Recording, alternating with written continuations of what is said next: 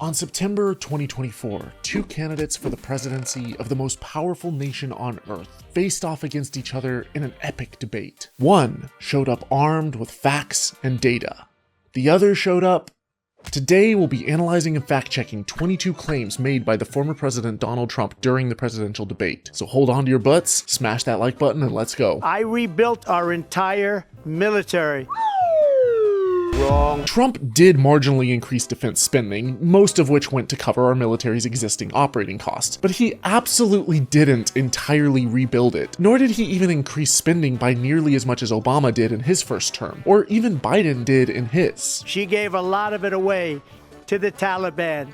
She gave it to Afghanistan. Wrong. During Trump's final year in office, he negotiated an agreement with the terrorist organization known as the Taliban, while excluding the legitimate Afghan government, to reduce US troop levels from 12,500 to only 2,500, while freeing 5,000 terrorists in a prisoner exchange. And he signed an agreement to withdraw all US troops by May 1st, 2021 in exchange for a promise from the Taliban to not use Afghanistan as a base for terrorist attacks. But nice try trying to pin that on Harris. I rebuilt our entire military. She gave it to Afghanistan. Introducing the new #1 military of the world, Taliban Sino! We wouldn't have left $85 billion worth of brand new, beautiful military equipment behind. And just to finish, they blew it. While the US did leave some military equipment behind for the Afghan military, which was then seized by the Taliban, this $85 billion number is absolutely preposterous. $85 billion. Psych! That's the wrong number! $82.9 billion was the total amount that the US appropriated for the Afghan Security Fund since 2001. Of that, $75 billion was dispersed. Over half of that was for things like salaries for members of the Afghan army, in addition to training and infrastructure. Only some was equipment, much of which was used up in the fighting over the last 20 years. Ultimately, the Taliban acquired about $7 billion worth of equipment, mostly things like guns, night vision goggles, Humvees, and a few helicopters. Most of the US military hardware was moved, destroyed, or left inoperable when we pulled out, and much of the rest will be useless soon without the required maintenance and tools which the Taliban lack. None of it was state-of-the-art technology. It's not like we were handing them keys to a fleet of F-35 fighter jets. I got more votes than any sitting president in history by far. So, is that why you lost then? The fact that he's still pushing the stolen election narrative is just mind-boggling at this point. He is a diabolical clown, and it would be funny if it wasn't terrifying. No judge looked at it. And said they said we didn't have standing. That's the other thing. They said we didn't have standing, a technicality. Can you imagine a system where a person in an election doesn't have standing? The president of the United States doesn't have standing. That's how we lost. The majority of lawsuits that he's talking about weren't rejected because he lacked legal standing. They were rejected because there was zero evidence of voter fraud. Trump's legal team filed 60 lawsuits alleging voter fraud, and quite a few of them actually went to trial. And every single one of them found zero evidence of voter fraud. Meanwhile, Trump's own departments of Justice, Defense, Homeland Security, the Director of National Intelligence, the FBI, NSA, and CISA all put out a joint statement, both before and after the election, stating that the November 3rd election was the most secure in American history. And this wasn't a left-wing conspiracy. These were Trump-appointed Republican judges who made that ruling. One of his own nominees for the Federal Appeals Court stated, "Calling an election unfair does not make it so. Charges require specific allegations and then proof. We have neither." But Trump is no stranger to conspiracy theories, regularly peddling debunked nonsense, even claims that he knows are BS. Like, her vice presidential pick says abortion in the 9th month is absolutely fine. He also says execution after birth. It's execution, no longer abortion, because the baby is born, is okay. This is absolute nonsense. There is not a single state that allows infanticide, nor a single Democratic Congress member who advocates for it. About 99% of all abortions happen in the first 20 weeks, most in the first trimester, long before the fetus is viable. Anything after 24 weeks is illegal in almost every state, including California, though some states make exceptions for the health or life of the mother. But by unfairly painting his opponents as baby killers, Trump is poisoning the well with his lies. Biden doesn't go after people because supposedly China paid him millions of dollars. He's afraid to do it between him and his son. Why is he? Why did he get $3.5 million from the mayor of Moscow's wife? There have been extensive investigations into this, and there is no significant evidence to suggest that Hunter Biden directly received or profited from the $3.5 million wire transfer. Have you seen any evidence that President Biden has committed high crimes and misdemeanors? No. I don't see any evidence of that at all. I think before you begin an impeachment inquiry, you ought to have some evidence, some inclination that there's been wrongdoing, and so far there's nothing of that nature that's been provided. So this accusation remains unsubstantiated. Our elections are bad, and a lot of these illegal immigrants coming in, they're trying to get them to vote. You are the single biggest liar. Not only is it a crime for a non-citizen to register to vote in all state and federal elections, there's also zero evidence that anyone is going out there and attempting to register undocumented migrants to vote. And when you look at these millions and millions of people that are pouring into our country monthly, where it's, I believe, 21 million people, not the 15 that people say, and I think it's a lot higher than the 21. 21 million immigrants a month! That's almost the entire population of Australia flooding into the US every single month. At that rate, the US population would double in size in just 15 months. At that rate, the entire population of the world would have relocated into the US in just 30 years. Yeah, this is pure and utter tripe. Do you know that crime in Venezuela and crime in countries all over the world is way down? You know why? Because they've taken their criminals off the street and they've given them to her to put into our country. We'll end up being Venezuela on steroids. There's no way. There is no way. Does he actually think that Venezuela is using the US as a prison colony? How would that even work? The Venezuelan prison guards just get tired one day and ship everyone off to the US, and customs just goes, yeah, sure.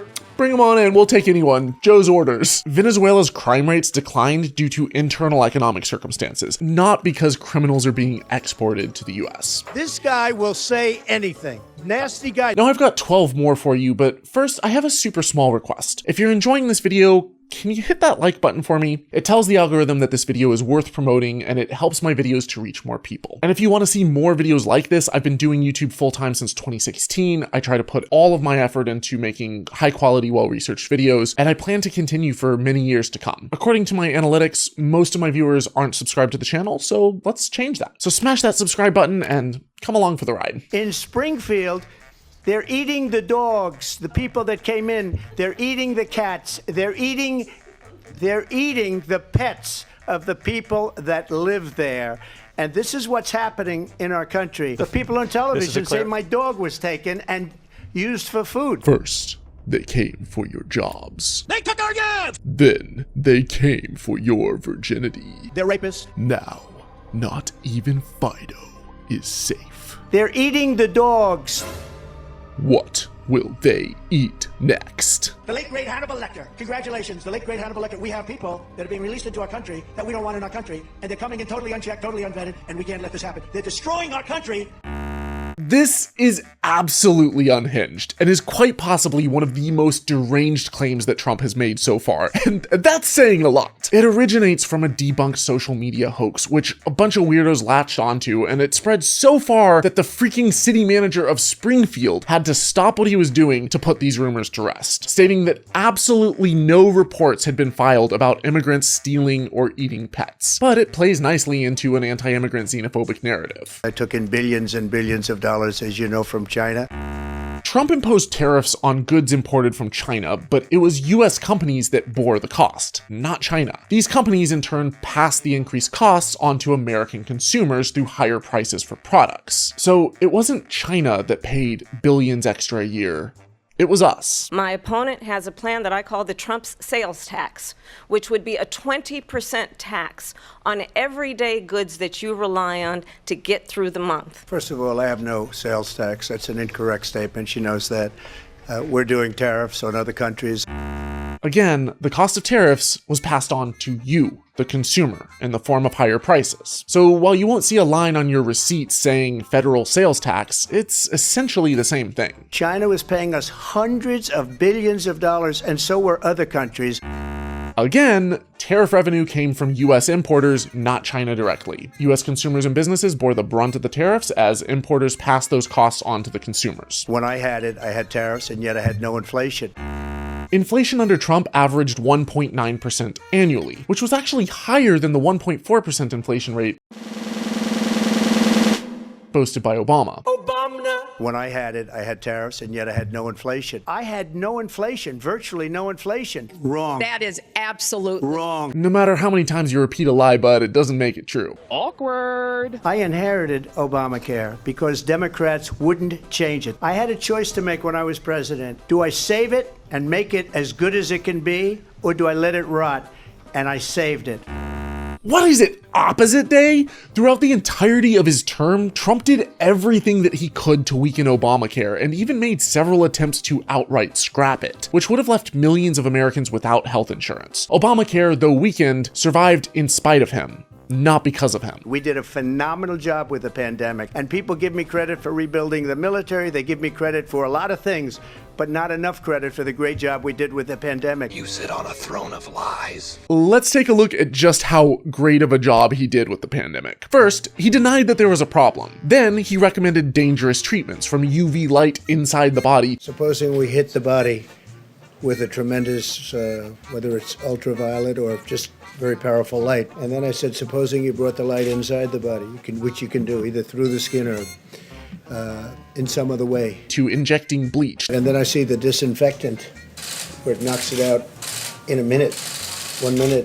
And is there a way we can do something like that by injection inside or almost a cleaning? To consuming horse dewormers, to hydroxychloroquine. Throughout the entire pandemic, he sowed distrust of doctors and medical professionals and put his ego above the welfare of the nation in his personal feud with Fauci. People are tired of hearing Fauci and all these idiots slandering the reputation of a man who was once the nation's most respected doctor. Rather than educating his constituents on which masks were most effective or showing people how to wear them correctly, Trump spread misinformation about masks and social distancing with such fervor that people still parrot these nonsense claims years later. Claims like masks don't work, despite literally hundreds of studies to the contrary from institutions around the world, both public and private, showing that if you use them regularly and effectively, masks do actually significantly reduce COVID-19 incidences. Instead, Trump refused to follow medical guidelines, refused to social distance or mask up, and wound up catching COVID and spreading it to staff members. There was one thing that Trump did exceptionally well during his response to the pandemic, and that was Operation Warp Speed, which funded and expedited research into a vaccine. But once the vaccines became available, Trump could have trumpeted it as a victory and urged everyone to get vaccinated. Instead, he spread more distrust of the medical establishment, speaking out of both sides of his mouth. He got vaccinated himself on the down low, while millions of Americans were refusing the vaccine because of the seeds of misinformation and mistrust that he personally sowed. Because of Trump, we saw the largest rise of anti-vaxxers in American history. And as a direct result of this gross negligence and incompetence, over 1.2 million Americans died of COVID. Trump's response to COVID-19 wasn't just not a great job.